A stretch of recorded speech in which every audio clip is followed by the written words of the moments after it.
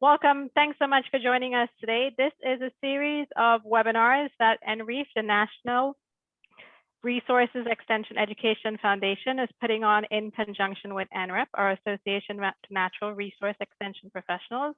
My name is Ramona Madusing Hector. I am a regional specialized agent in urban sustainability for the University of Florida. I am one of many trustees on NREEF, and today we have Sandy Smith. We'll give you a wave. He's one of our trustees. And Lara Milligan is also helping me in the background. She is distracted right now, but she'll be back in a minute. And our special guest today is Janean Creighton, and I'll have her introduce herself in a little bit. And we'll really be recording this so that others who are unable to attend will be able to access this. But this is pretty much a free flow conversation. I have a script of guiding questions with Janean today, and we really want to get a sense of her journey in ANREP and her career as a natural resource extension professional. So our first order of business is to have Janean just briefly introduce herself, and then we'll get started on our questions. Thanks, Ramona. Good morning, everyone, or afternoon, wherever you are. It happens to be 9 in the morning here in Corvallis, which is where I'm located. I'm an associate professor here at Oregon State University in the College of Forestry in the Department of Forest Ecosystems and Society.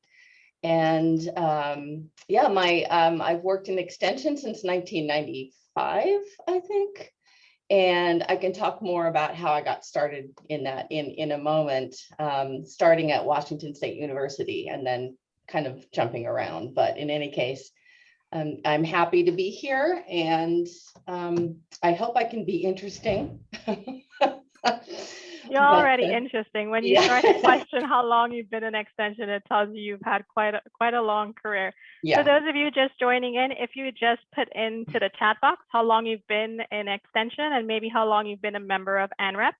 And our first question, or my first question for Janean, is tell me how you got started in your career as a natural resource professional. Did you always have an interest in the outdoors and natural resources?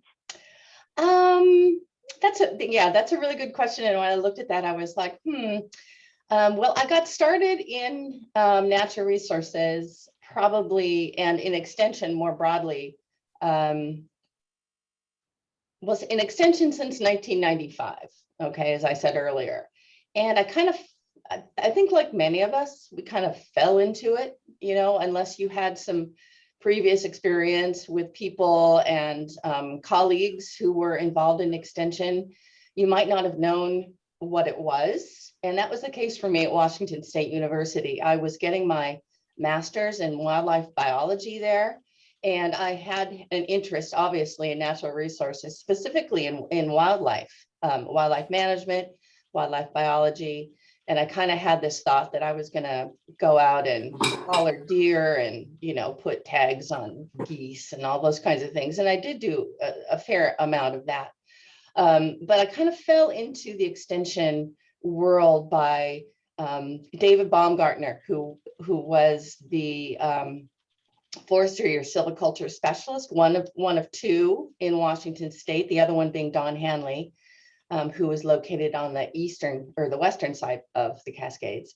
But David was in the department that I was in, and he was looking for someone to work for the summer. And I had just gotten my master's in wildlife biology. And so I was like, well, sure, but what is this whole thing, And so that's kind of how I started learning about what extension was, and finding areas that I could utilize my background in wildlife biology in the extension programming that was being done at WSU with forestry.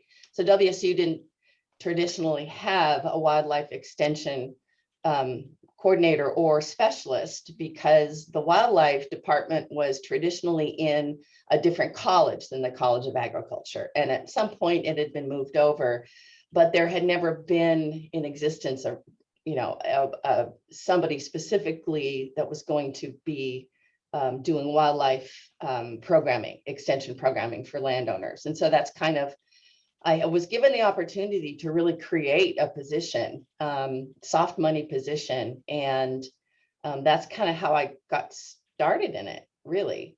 And my interest in natural resources didn't really happen until I was older. So, I grew up in the suburbs and, a typical like suburb of Seattle kind of life. And I was interested in a lot of different things. But so my interest in natural resources, I wasn't one of those people that grew up going out and hiking and doing all those kinds of things. So that came along much later in my life when I had the opportunity to say, wait, here's something that's really interesting to me, and I have the ability to explore that. So that's kind of how I got into it. Well, that sounds exciting. I think Washington is a beautiful state, lots to explore out there. So I can see how that fueled your interest in natural resources. Yeah. Tell us about when you first joined ANREP and when did you think of a leadership position in the association, and share that experience with us. Yeah, so I had been working at WSU for a number of years, and not a huge, not like 10 years. It had, just been maybe 2 or 3, maybe. And I had a lot of support for going into, for ANREP from the mentors in my career, which were Dave Baumgartner and Don Hanley. But I wasn't aware of ANREP until Don Hanley said to me, you might want to go to this meeting. And it was in Tahoe. It was the second ANREP meeting. So I've been to all of them, but I missed the first one, which was in Minnesota. And everybody talks about how great that meeting was, and the food was phenomenal and all this stuff. So I went to this meeting and I didn't know a soul. But it was a great experience. I was still kind of suffering from a little bit of the imposter syndrome, because I felt like I was so new to extension, and that all of these people certainly must have been involved with it since, the beginning. And I hadn't been, but that's how I was introduced to it. And I became a member. And then at some point, and again, I can't remember, it was a while ago, obviously, Don Hanley again suggested to me that maybe I might want to throw my hat in the ring for secretary of ANREP. They were needing somebody to be secretary. And I was like, well, I don't take very good notes, but I was always up for a challenge. And I found the group of people that I had met there in Tahoe just to be, exceptional folks. And I felt really comfortable. And so I said, okay. So I kind of threw my hat into the ring, became secretary. And that's when I started to really learn about the organization and meeting people from all over the US that were involved with extension. And dealing with them and interacting with them on a much more meaningful basis than talking at a meeting, which can be very meaningful, but understanding how the organization works. And we were still relatively young at that point. I think we had just joined JSEP, I believe. So that was a while ago, and I apologize that I can't remember the dates of that. So I did that for a while. For 2 terms, I was secretary. And then I think it might have been Don Hanley again, or it might have been whoever was president, or at the time when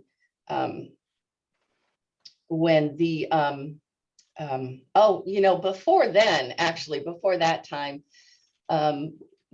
a lot of the states were starting to kind of develop or try to develop regional and local and state chapters. And so David and Don and I had tried to do that in Washington State. We didn't have a lot of success with that, and I'm not exactly sure why. But then at one point, I was encouraged to throw my hat into the ring for the president of ANREP. And I was like, what? I mean, I'd been involved for like 4 years or something or 3 years with the executive committee. And so knew what was going on, and I was picking up all this information about how this organization works, how we were planning to grow, because we were still so relatively new in the broader national extension landscape. So I did. I threw it in, and I know people always talk about, well, you were the first female president, but I have to be honest, I was the only one running. So, a cat could have been running and probably would have gotten elected. So, I don't really put a lot of meaning on the fact that I was a woman and here I was being elected into a leadership role. It was just like, well, now, Janine, look what you've done. Now, here you are. Well, you haven't looked back, and you've still been able to look back and reflect on it with joy to some extent, because I think it definitely left a mark on ANREP. And everybody always talks about Alaska, so it's interesting that you mentioned that Minnesota was one of those conferences that we should not have also missed, but I didn't get involved in ANREP until 2012. Yeah. Do you remember or think back on your ANREP presidency and maybe think of something that was outstanding in terms of highlights and accomplishments for you, having served 4 years as secretary and then moving into presidency? I think one of the real highlights of the presidency was, well, there were a number of things. I really wanted to do something for the organization or lead something that would kind of move us forward, not really a legacy thing, but I it was like I needed some sort of like, what can I help promote while I'm president to move us forward? At that time, we were redoing bylaws. And so bylaws were kind of messy at that time, and we were growing so quickly.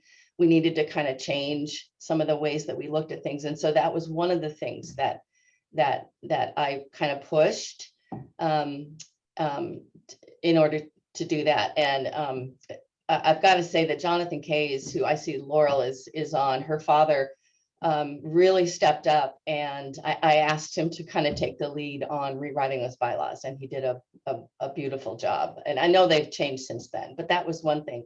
The other thing that was so valuable for me personally as a professional, and as well, and I hope for us as an organization, was our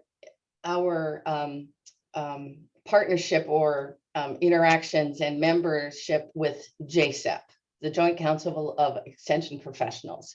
So we were the new kids on the block, and we would the leadership from all of the different extension programs, 4-H, agriculture. At that time, it was still called, it wasn't home ec, it was called, well, I can't remember what, family and consumer science or something like that, and forestry, and so, or natural resources. And so we would all get together once a year, I think at that time, all the leadership someplace, and talk about our roles on a national level.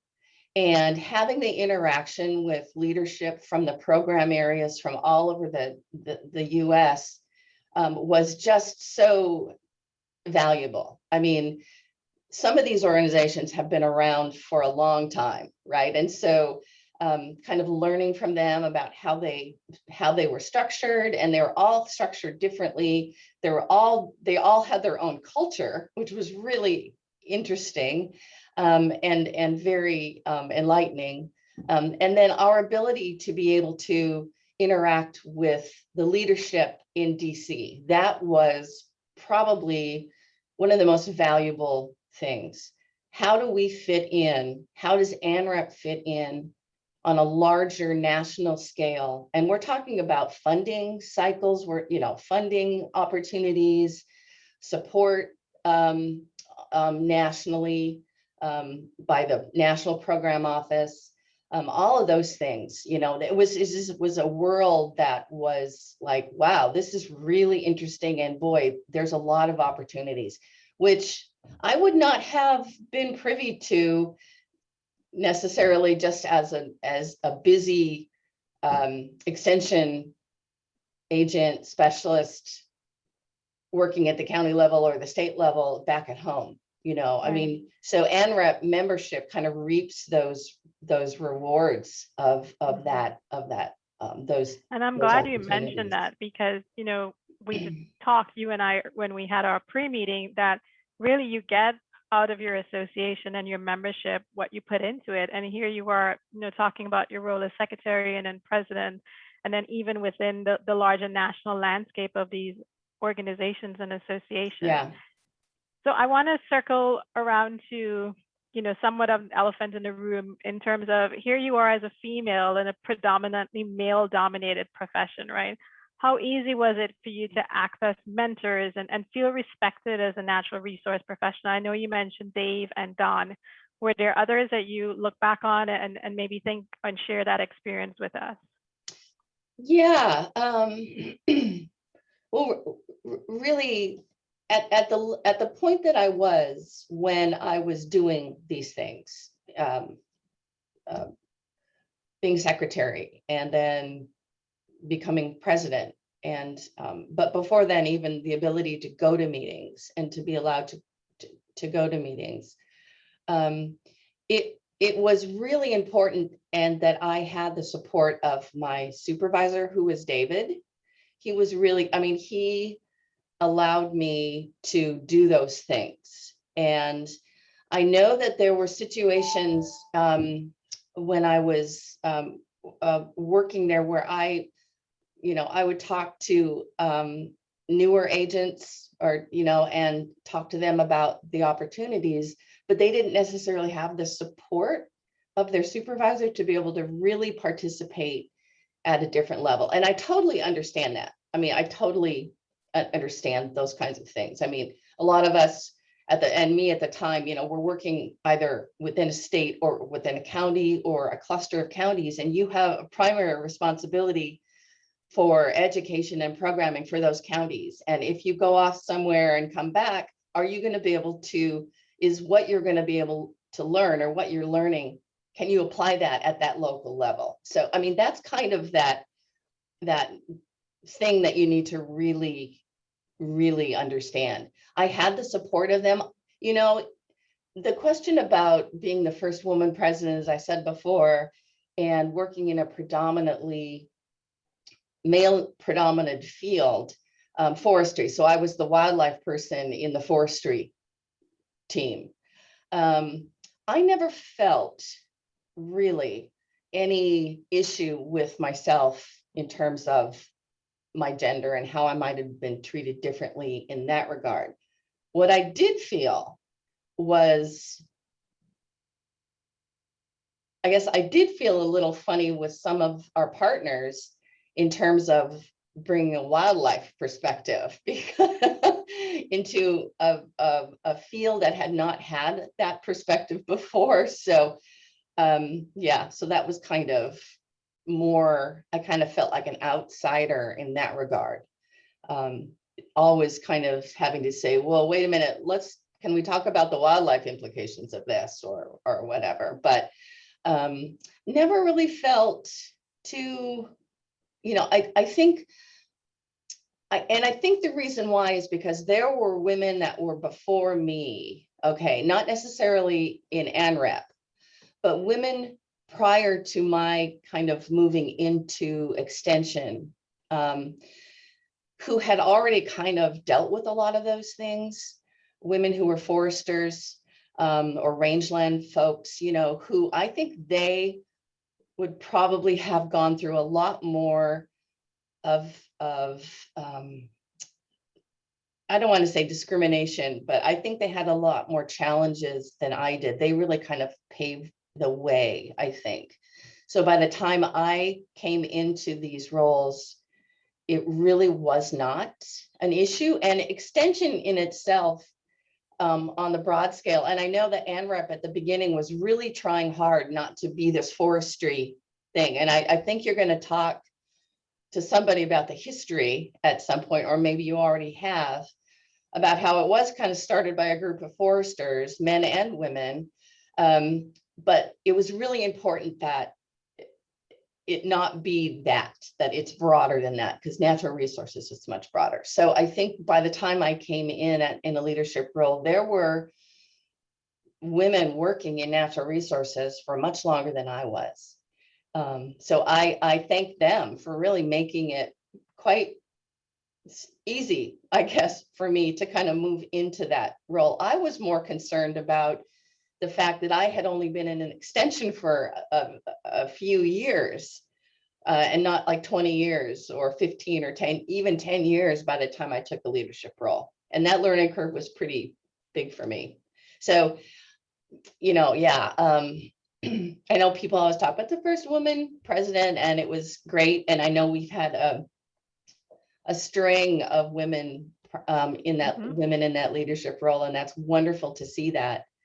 Yeah. But I really am going to give credit to those women that came before me in extension to really make that pathway for me a lot easier.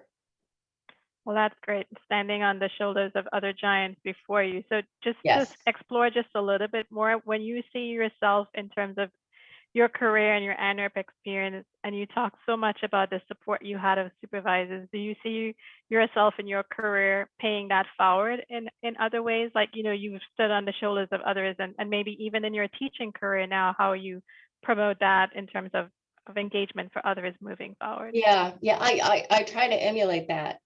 If I've got people working for me or graduate students, I really, especially folks that might work for me, I want to let them have the opportunities that I had, and the responsibilities, taking on responsibilities, trusting that they'll learn what they need to learn. And of course, I'm here to help, but I don't want to say I have a hands-off approach, but I have a very light hands approach. My hand is like always waving there, but I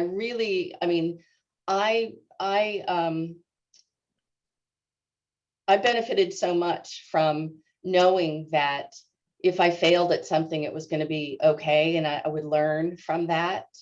And I think that's really important, because I think it empowered me to start making decisions, and then going to my boss and saying, at first it was, I'd like to do this, or I'd like to do this. And then it became, oh, I'm doing this now. As long as I was doing other things that were my responsibility, he was, that was met with great, and I try to do that with folks that I work with or that work for me and graduate students, to really, to give them that support and those opportunities. I think that is really super important. Yeah. All right, we want to maybe move a little bit forward. And for those of you who are here with us on your lunch break or just in the background, feel free to put questions in the chat box. We'll definitely make time for it. Janine, when we think about current and future extension professionals, the communities we serve, the challenges, natural resources, we look across the world and we see flooding and climate change, sea level rise impacts.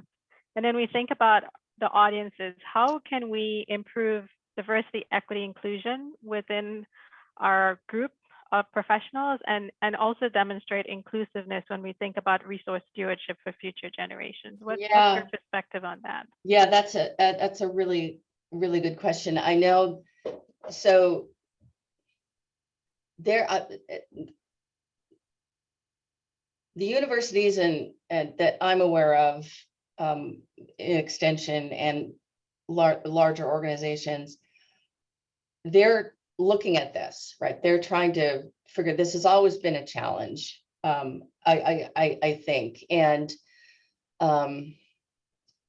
looking at increasing the diversity of clients or the audience can be tough, especially if you're at the local level, but it kind of depends on the discipline. I think when I was working in Spokane, when we would have our civil rights reviews, I was working with private forest landowners. That was my clientele. That was my responsibility. In Spokane and Stevens counties, Washington, that's not a very diverse group of people. You know, and I think in forestry that tends to be the case, though it is changing. But I see people and I see organizations and groups that I'm involved with really trying to look at this now, taking a large focus, you know, focusing a lot on this, and how can we address these issues of diversity, equity, and inclusion in our programming. And, you know, I think extension in a lot of ways, that's kind of an inherent kind of thing with extension, because we're looking at our communities and we're trying to find ways to communicate in a lot of different approaches, finding out what their needs are. And so it's built into the system, really. But I know that there's things that we can do better. And there's been a lot of conversations that have been around for a long time, even when years ago, which is underserved audiences. And, you know, I don't know if that's, you know, how do we reach out to more, you know, a broader audience base that might not be managing forest lands or managing resources, or, you know, there might just be the people that benefit from natural resources and benefit from those things. What is their role? How can we reach out to those folks, you know, and help them understand, you know, the importance of natural resources management kind of approaches and issues that we're facing, and especially around, like what you said, with climate change. But I might add that I think another way, and I don't, you know, this is another way for us as professionals to get a larger feeling globally, is through international kinds of organizations. And I'm going to push this one right now. It's an extension knowledge exchange, and it's one of the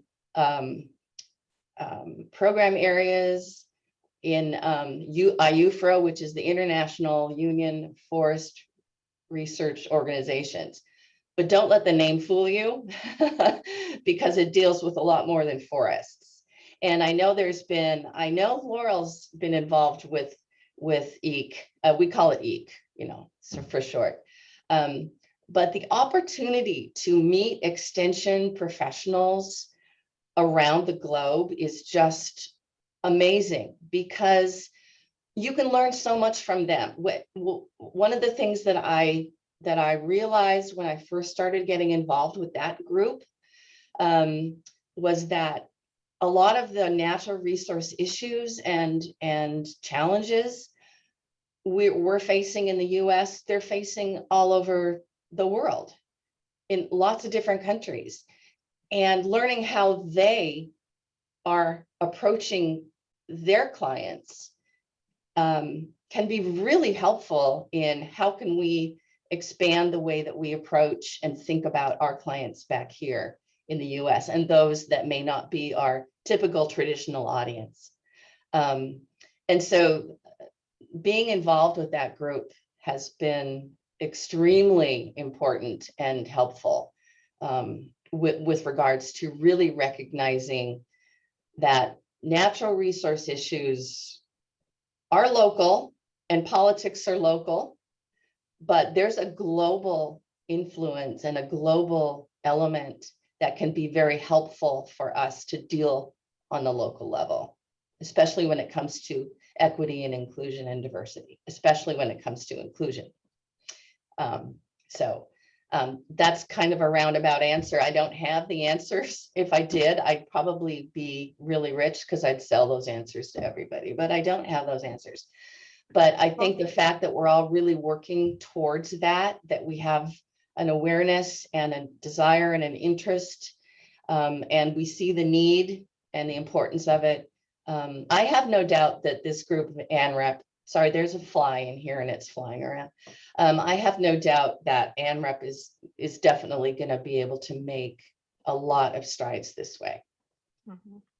Well, thanks so much for bringing forward that international group. And I think I've seen emails, but it's not necessarily in my field. But I like the way you've made us move forward here, because one of the things I wanted to ask you, you talked about 1995, and here we are in 2021, right? So last year was pretty much an interesting year. When we think about professional associations, do you still think we need a group like ANREP? Do we need the Natural Resource Extension Education Foundation, which is new, which is this group of trustees that's really trying to promote and support our ANREP members? What's your perspective on that as well? I absolutely. I think it is so important. I think the element of having a professional association where you can learn from your peers, you can interact with them, you can get ideas from them, is so important. Oh, absolutely. So when I was before I was in ANREP, I was involved with the Wildlife Society. And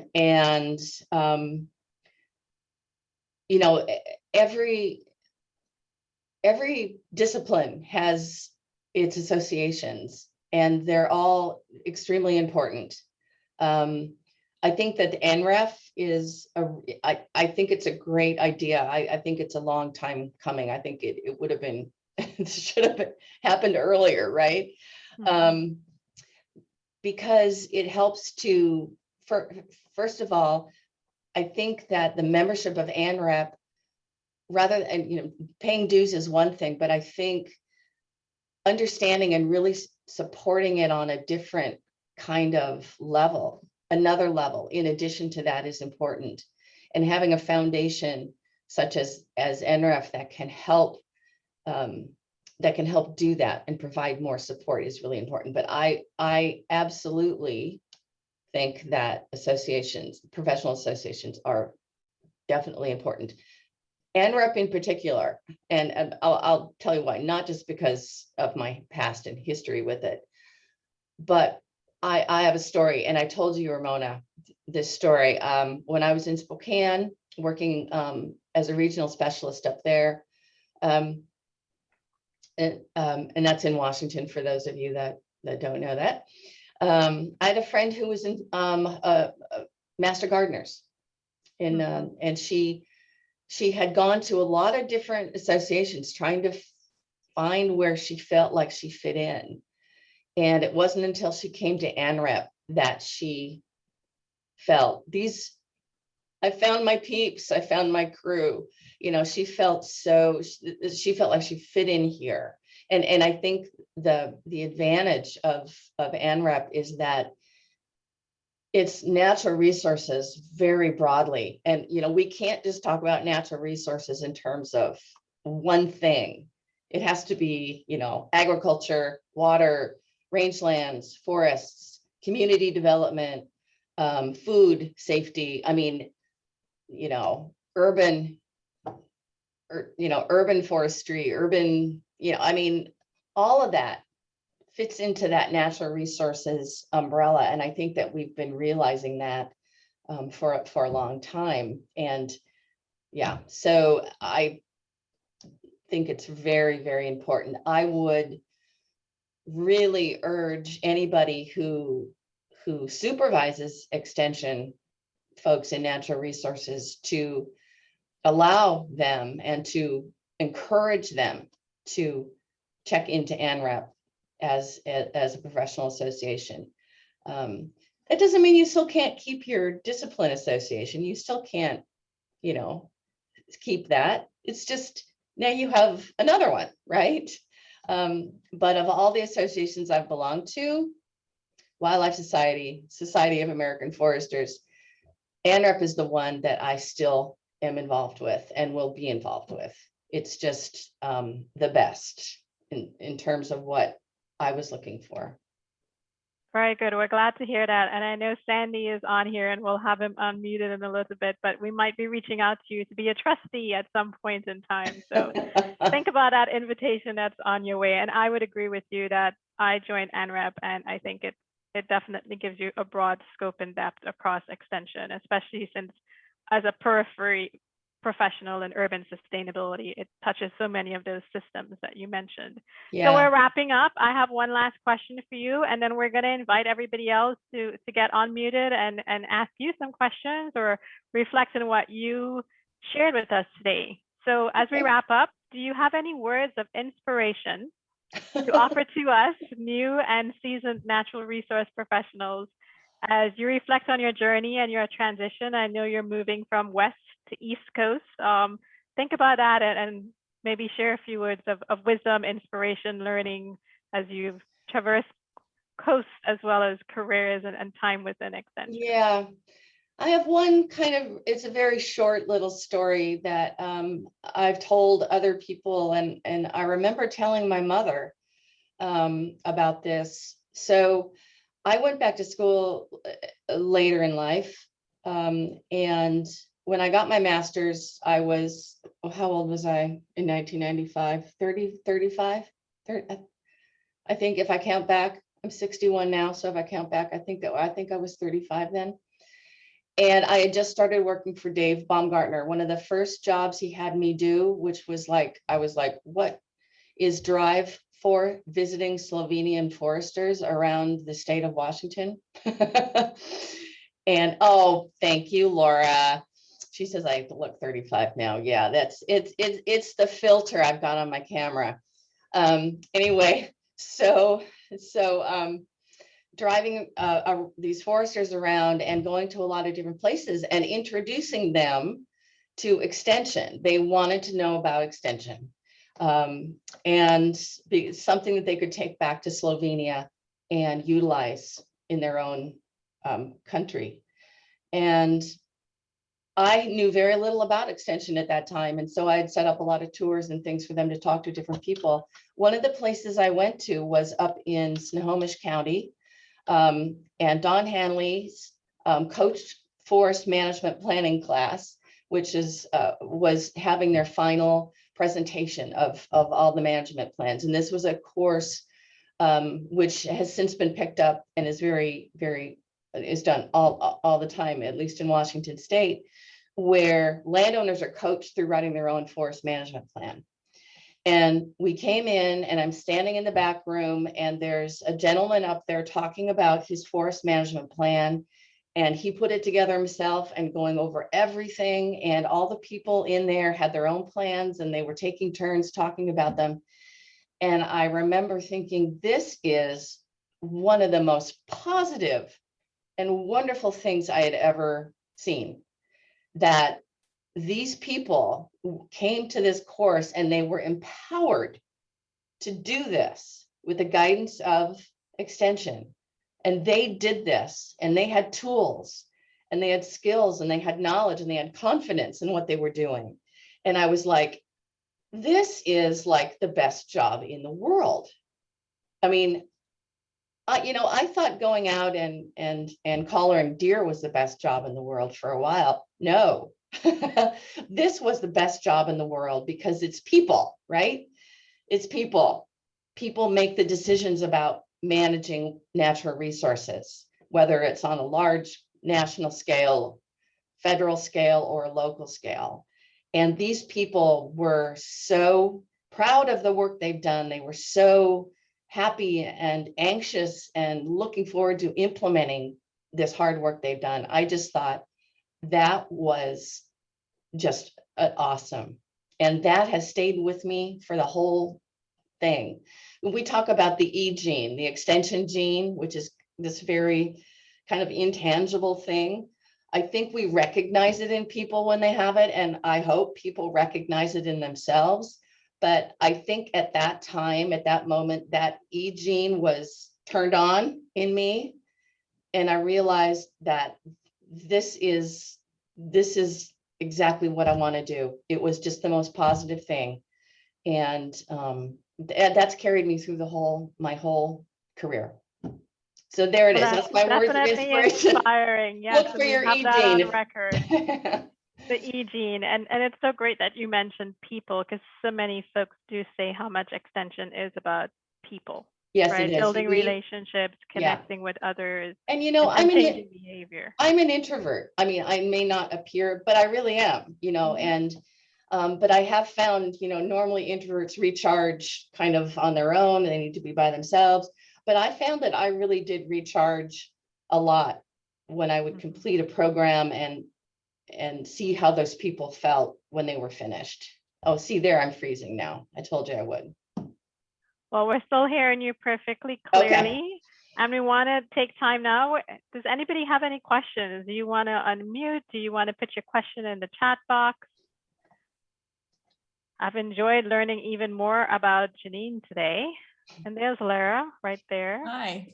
I know I was hoping other faces would show up, and I sadly had to miss a portion of it because my boss talked. I thought it was going to be a quick phone call that I took before this, so I'll have to catch the recording. But so sorry if you answered this question already, but No I worries. was curious. Something like as a younger natural resources agent, I struggle with is like you said, natural resources is all the things. And so like focusing my work, it's like people ask me to do something like, well, I should do that because it's natural resources, but then I find myself, barely treading water per usual. So I don't know if you have any tips or advice on that. So I don't know if this is advice, but it's an experience that I had. So after I finished my PhD, which was in more social science, I took a position at the University of Arkansas College of Forestry, but there was no extension involved in that. And I was a teaching research position in it. I was there for a time, but I really wanted to get back to extension. I got hired back at WSU as a forest health specialist position. I am not a forest health person. Okay.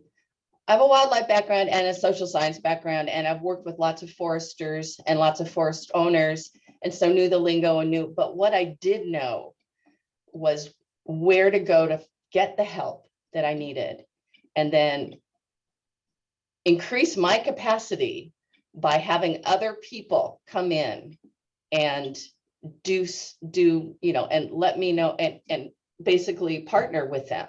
I don't know if this is answering your question or not. No, I mean, it at least makes me feel better because that's how I often feel. Like people ask me, so I'm like the opposite. People ask me wildlife questions all the time. My background is in forestry, so it's like I just kind of learn as I go. Tap other people. That's what I did too. I brought in other people and I learned as I went, so that I felt a little bit more comfortable. But I always made sure that it was like, okay, that's not. I mean, it was hard because that was my title, right? But I always brought in people, other people, even if it was something that I knew with wildlife stuff. I would always try to bring other people in because there's different kind of perspectives and I can't keep up with all the literature, et cetera, et cetera. But yeah, that's kind of how I handle that situation. I ended up learning a lot, and I was in the position for 3 years, and that led me into the fire world, and which is where I'm at now. I'm not a fire ecologist, but I learned a lot about fire and got involved with people that were in fire, and and I think that's the way. So I don't know if that's everybody's journey, but that was my journey. So I might know a little bit about a lot of things, but what I do know is who knows a lot more than I do about those things. And it's always good to partner with people. I don't think you ever have to be the only one to have all the knowledge. I mean, that's ridiculous. Right. So that would be my answer. Megan, I see that you're unmuted. Do you have a question for Janine? No, I don't. I usually, Okay. I forget that it does that. I mute from my headset and then it doesn't show that I'm actually muted. So. All right. Well, thanks for joining us and sticking around. Sandy, do you want to ask questions of Janine or anybody else who's on the call before we maybe start wrapping up? You're muted, Sandy. That's right. Okay, thanks.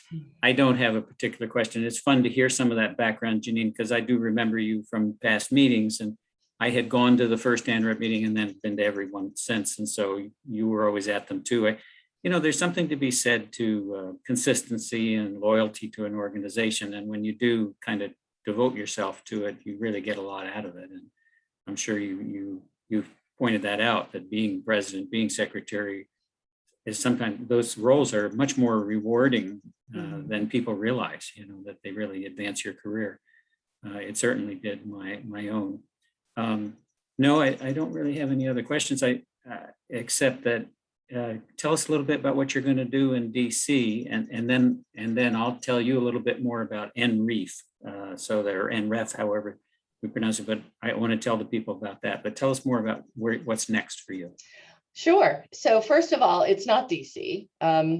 We're gonna stay away from the Piedmont area, and so actually this is kind of interesting because my extension career is really coming to an end now, but I'm still going to be part of NREP because I can't help it, because I do have that E gene, and so, you know, I have to feed it. But through the years, as I moved from WSU, Arkansas, WSU, and then finally Oregon State University, I started to pick up teaching, undergraduate teaching, and working with graduate students, which was something I never did before.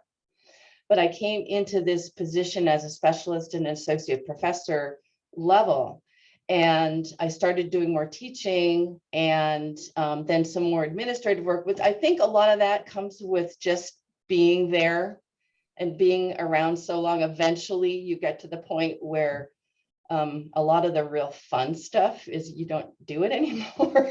You know, you don't go out into the field anymore, and you don't get to do a lot of those things, but you know, careers move on.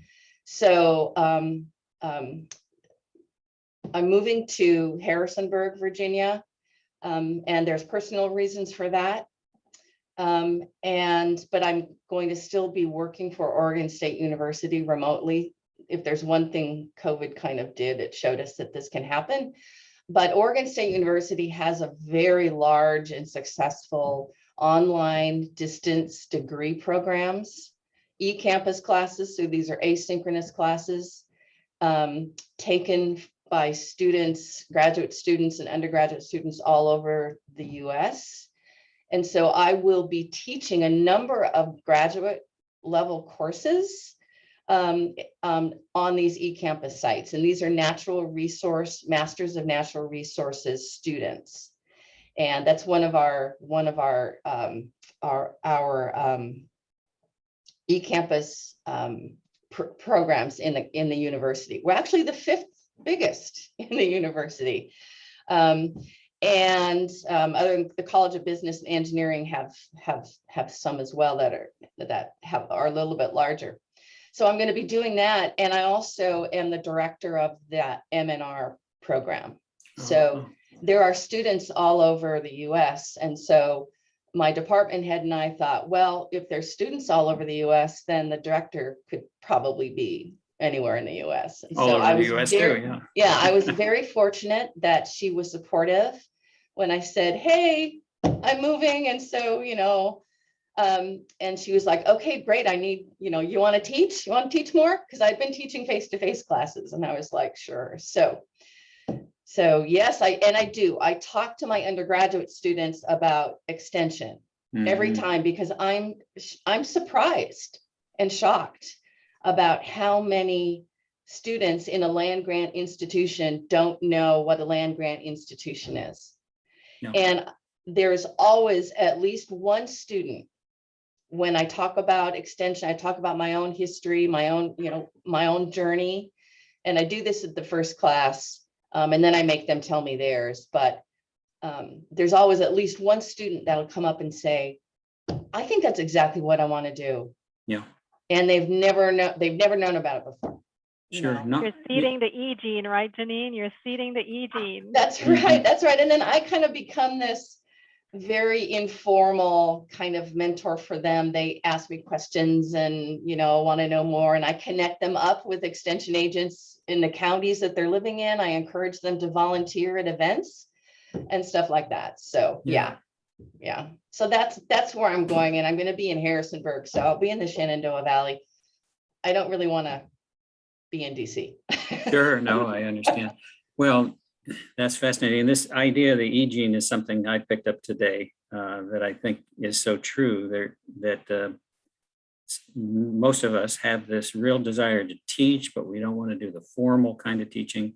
We want to do the non-formal, and there's not always a place to go. And until you discover extension, then you realize this is it. You know, I get to Yeah. do all kinds of teaching. And Yeah. but it's cool that you're going to be maybe helping us, you know, develop the future extension professionals Oh, in yeah. that role too. So important. I want to make one comment to Laura's comment that she made about how she didn't know what extension was until she started her job. I have a friend that same master gardener friend, Tony Fitzgerald, in Washington, who said, extension's the only job where you don't know what you're supposed to do, but in 5 years, you'll be evaluated on how well you've done it.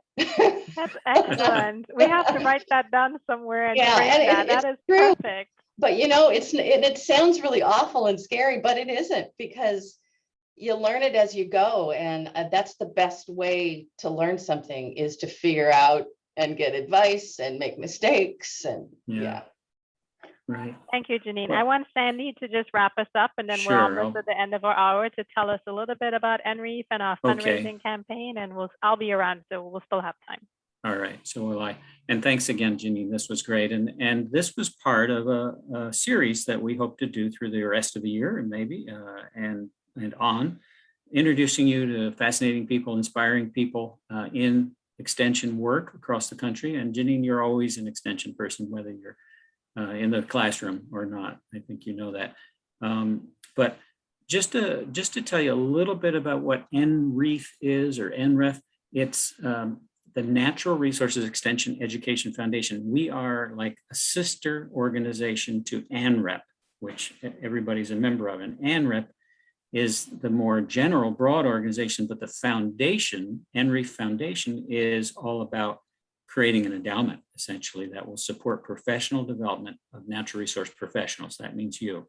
So that's why we're always talking about raising funds, because we're trying to create this endowment that will allow us to support things like the ANREP biennial, or maybe in the future it'll be an annual meeting, and other professional development activities specifically for natural resource professionals. So it's not for public programs, it's not for community programs or regional programs that are for our clientele. It's for you. And so our first push is to try to get buy-in from extension professionals, and that can be through a contribution of $20.21 to be part of this first campaign. And the first campaign is our kickoff, sort of inaugural campaign. From this, we want to move on to corporate donations and organizational and other foundations, because some foundations, they exist to give money towards groups like NREEF. And so we want to go after that kind of funding. So we help to support this year's online annual meeting of ANREP, and we will be helping support the face-to-face meeting in Kalamazoo, Michigan in 2022. And that just keeps your extension or your registration fee lower. And also we try to support some special programs that might not have happened. So that's what NREEF is all about. It's very simple to give. You just go to our site. You can also sign up for Smile, Amazon Smile, and that way, a small percentage of your expenditures go back to NREEF, to the foundation. But the $20.21 donation is to recognize in 2021, we have our kickoff inaugural founding campaign.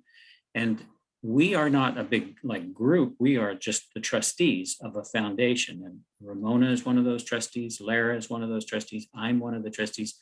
And there are 4 others. So there's only 7. We have a couple open spots. So if anybody is interested in being a trustee with NREEF, let us know. We'd like to talk to you, because our main emphasis is really kind of getting our organization, our foundation off the ground, and supporting the foundation through raising funds. And that means coming up with ideas and ways to do that. So that's all I wanted to say about NREEF today. And we just are hoping we hear from you and that you want to learn more about NREEF. So you have ANREP, that's what most of you are a member of probably already. And then NREEF, which is just a sister organization. We really, all the other professional associations have these kinds of foundations so that they can accept donations, they can build an endowment up. we are totally nonprofit and charitable. We're considered a charity by IRS. So anything that's donated to us, you can hopefully get some kind of break on your taxes there. Everybody's taxes are a little different, but and this year there was a $300 kind of a charitable donation deduction that worked pretty good this year for people. So that's all I want to say, and pass it back to Ramona. Can I just add one Sure. thing to that? I think this is an awesome thing. And Ramona, you'd asked me earlier about, what I felt about it. One thing that I learned while I was involved with leadership and JSEP is that there are, at the national level, there are a lot of people at the trough of funds, a lot. And some of the funding, federal funding that ANREP was involved in the early days trying to increase, like REA money, for example. We worked really hard to try to get increases to that. And then we ended up realizing we just need to kind of hide it so nobody takes it. So something like NREF is a long time coming. And I think it's a great idea because we can't rely as a professional association on our DC partners to really help, that much. So yeah. And ANREP is an organization that doesn't like charge you an arm and a leg to be a member of. We probably have the lowest dues of any professional association. And we'd like to keep that way to bring the bigger number of people in. But so NREF can help to keep that lower by helping find funding. And, there's lots of times funding comes through things like remainders and in trusts or memorials that are established when someone passes away in extension, and you make donations to a place like NREF, which can put that into an endowment to support extension professionals in natural resources. Thank you very much to our guest speaker today, Janine, Creighton. We really appreciate your time and your reflections and your service and contribution to building ANREP into the premier professional association that it is. As Laura mentioned, yay ANREP. And I would definitely say, I think Sandy won the prize today for 34 years in extension, and definitely as an ANREP member and a trustee for NREF. Thank you all so much for joining us today. Thank you, Sandy, for giving us an overview of NREF and our fundraising campaign for 2021. And this recording will be available for you to watch. We intend to create a repository either on ANREP or on our NREF site. And don't forget to visit the web link that Lara put into the chat box today, which is where you can contribute to our 2020 founding fundraising campaign for NREF. Thanks so much, everyone. Thanks for asking me. Bye. Thank you. Thank you, everybody.